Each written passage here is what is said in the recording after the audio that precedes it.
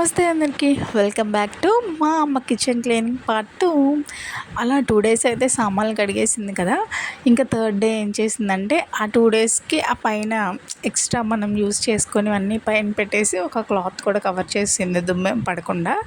ఇంకా ఆ రోజు ఏం చేసామంటే మొత్తం వాటరింగ్ చేసేసి ఇంకా విండోస్ అవన్నీ స్క్రబ్బర్తో తోమేసాము.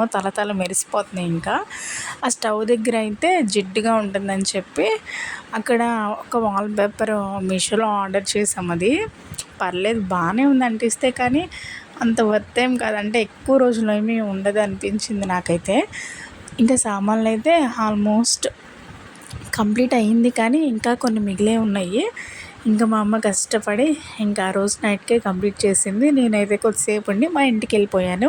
ఇంక ఈ వీడియో అయితే అంతే. ఈ వీడియోస్ కనుక నచ్చినట్లయితే do subscribe and support me.